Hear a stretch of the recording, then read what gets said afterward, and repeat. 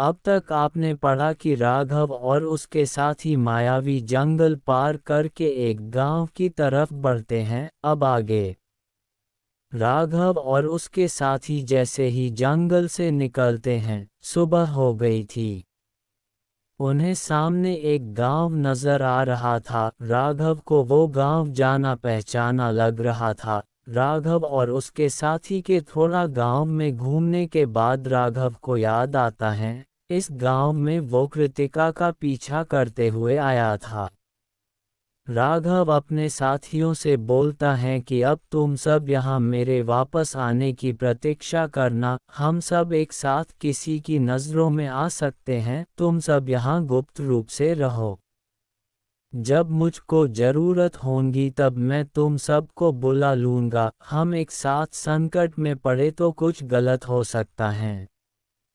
काली बोलता है कि हम आपको अकेले नहीं छोड़ सकते हैं, आपकी सुरक्षा हमारा कर्तव्य है। आपको कुछ हो गया तो हमारा क्या होगा? मुझे कुछ नहीं होगा, मुझे ज़रूरत होगी तब मैं तुम्हें बुला लूँगा। फिर वो अपने थैले में से अपने पिता द्वारा रणबीर को दिया पत्र और उनकी तलवार को निकाल हैं। राघव फिर बोलता है, तुम सब शांति से यहाँ मेरे अगले आदेश की प्रतीक्षा करोगे, यही मेरा आदेश है। राघव के साथी राघव का आदेश मान करके सब अलग रूप बना करके वहाँ से अलग हो जाते हैं। उन सब के जाने के बाद राघव वहाँ अकेला रह जाता है। वहाँ आसपास देखता है तो उसे कृतिका की याद आने लगती है। राघव फिर थोड़ा आगे जाकर एक व्यापारियों के समूह से पूछता है कि ये राजा रणबीर का राज है क्या? वो व्यापारियों का समूह आगे से उसकी तरफ आ रहा था और जिस गांव से आगे बढ़ा था उस तरफ जा रहा था। वो व्यापारियों के समूह में से एक व्यापारी बोलता है कि जी हाँ, यही से महाराज रणबीर के राज्य की सीमा प्रारंभ होती है। कुछ रुक के वो व्यापारी राघव से पूछता है कि महोदय, वैसे आपको जाना कहाँ है? राघव पहले रुकता है और फिर सोच विचार के कहता है कि मुझे राजा रणबीर के महल तक जाना था, उनसे किसी काम से मिलना था। वो व्यापारियों का समूह वहां से चला जाता है और फिर उनके बताई हुई दिशा में राघव चल देता है। सूर्य अभी पूरी तरह उगा नहीं था। आकाश में हल्की केसरिया आभा फैल रही थी और धरती पर ओस की बूंदें घास की नोकों से फिसलकर मिट्टी में समा रही थीं। उसी समय जंगल की सीमा से सटे पुराने पत्थर के मार्ग पर एक व्यापारिक कारवां धीरे धीरे आगे बढ़ रहा था। बैलों की घंटियां, ऊंटों की मध्यम चाल, लकड़ी के पहियों की चरमराहट, सब मिलकर एक अनोखा संगीत रच रहे थे। उसी कारवां के साथ चल रहा था राघव। राघव कोई साधारण युवक नहीं था। उसकी आंखों में बीते युगों का अनुभव और आने वाले समय की जिज्ञासा साथ साथ चमकती थी। वर्षों तक गुरुओं से शिक्षा, तपस्या, शस्त्र विद्या और आत्मज्ञान प्राप्त करने के बाद वह अब संसार को देखने निकला था, मनुष्य को, राज्यों को, सत्ता को और सत्य को समझने।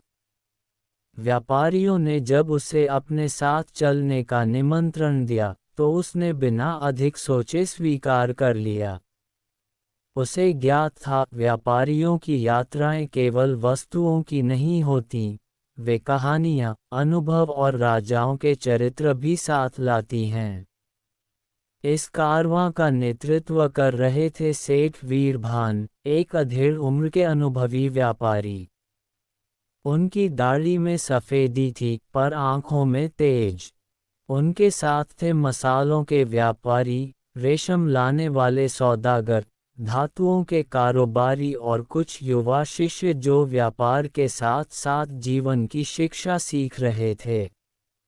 दोपहर के समय जब कारवां एक नदी किनारे रुका, तब सभी ने विश्राम किया।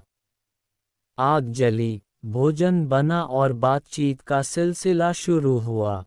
राघव चुपचाप सब सुन रहा था। तभी सेठ वीरभान ने कहा, युवक, तुम्हारी चाल में योद्धा की दृढ़ता है और दृष्टि में तपस्वी की शांति। तुम कहाँ जा रहे हो? राघव मुस्कुराया, जहाँ मार्ग ले जाए। फिलहाल आपके साथ। सेठ वीरभान ने हंसते हुए कहा, तो समझो किस्मत तुम्हें एक महान राज्य की ओर ले जा रही है। राघव की रुचि जागी। किस राज्य की? व्यापारी आपस में एक दूसरे को देखने लगे, जैसे किसी पवित्र नाम का उच्चारण करने से पहले मौन साध रहे हों। फिर एक ने धीमे स्वर में कहा, राजा रणबीर का राज्य। योजक चिन्ह योजक चिन्ह योजक चिन्ह। राजा रणबीर का नाम। ये नाम सुनते ही हवा मानो ठहर गई। आग की लपटें भी कुछ क्षणों के लिए शांत हो गईं। राघव ने पूछा, राजा रणबीर, मैंने नाम सुना है पर विस्तार नहीं।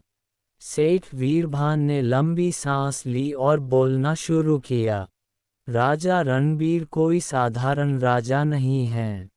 वे तलवार से पहले न्याय चलाते हैं और सिंहासन से पहले भूमि की पूजा करते हैं। फिर एक अन्य व्यापारी धर्मदत्त बोला, उनका राज्य केवल सीमाओं से नहीं बल्कि विश्वास से जुड़ा है। राघव ने ध्यान से सुना। ये केवल प्रशंसा नहीं थी, ये श्रद्धा थी। व्यापारियों ने बताया कि राजा रणबीर का राज्य पर्वत, नदी, वन और मैदान चारों का संतुलन है। उत्तर में हिम से ढके पहाड़ हैं, जहां से निकलने वाली नदियां पूरे राज्य को जीवन देती हैं।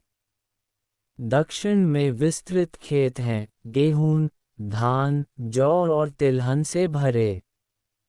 पूर्व में घने वन हैं, जहां औषधियां और दुर्लभ वृक्ष पाए जाते हैं।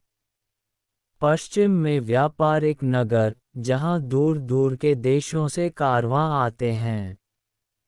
धर्मदत्त बोला, उस राज्य की मिट्टी भी उपजाऊ है और मन भी। सेठ वीरभान ने जोड़ा, वहां किसान कर से नहीं डरता और व्यापारी लूट से।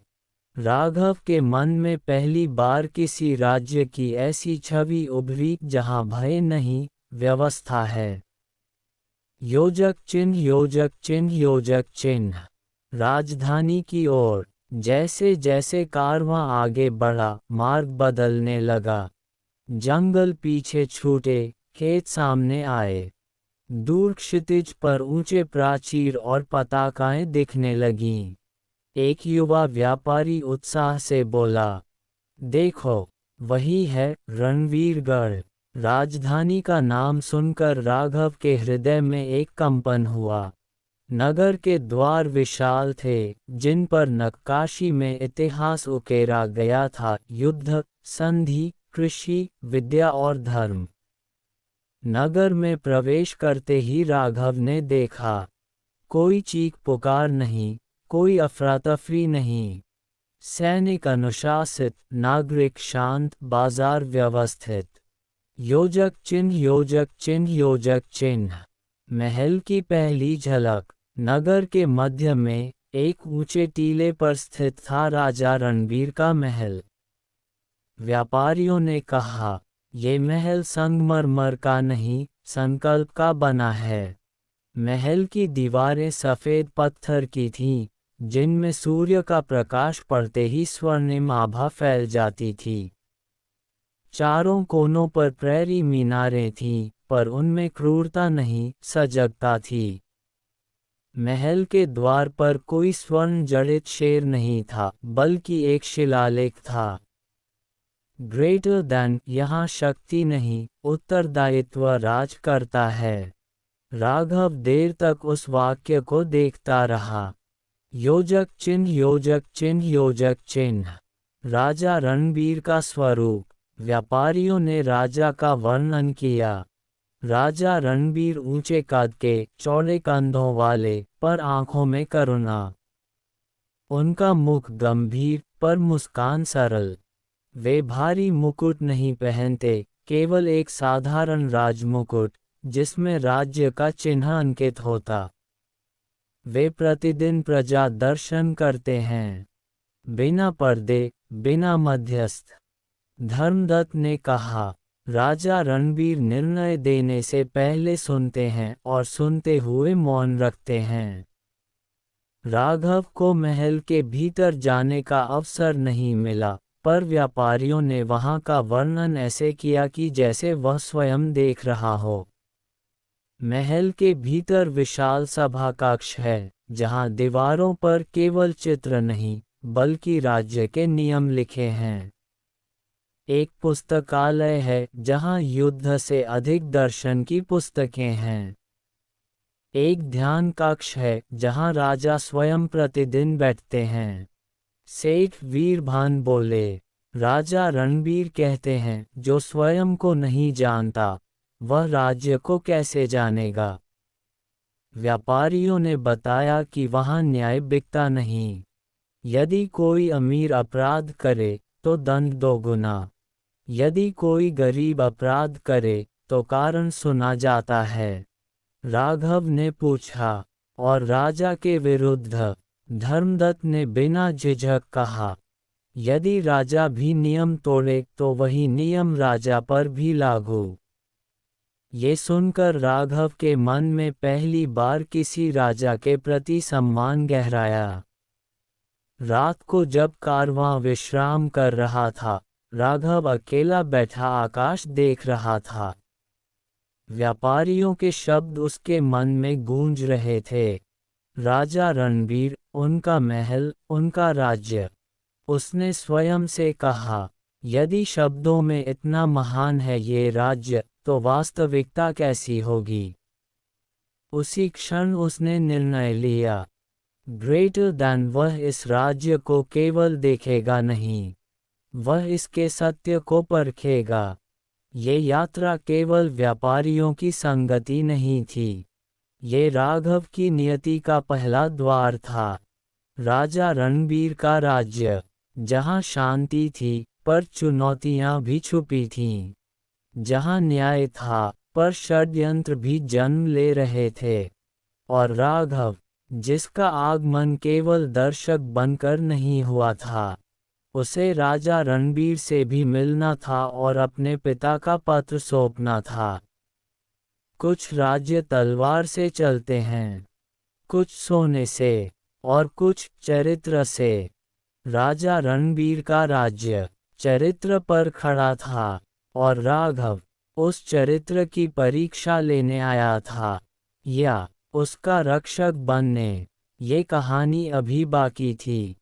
आगे कहानी में क्या होगा जानने के लिए पढ़ते रहिए द किंग्स क्राउन। लाइक और सब्सक्राइब करना ना भूले, इससे हमें आगे और लाजवाब कहानी लिखने की प्रेरणा मिलती है। आप कहां से इस कहानी को सुन रहे हैं बताएं हमें कमेंट बॉक्स में, और कहानी को आगे शेयर भी करें। कमेंट बॉक्स में एक हाइप का ऑप्शन भी आता है, उसको भी क्लिक करें। सभी कहानियों को लाइक और शेयर करें।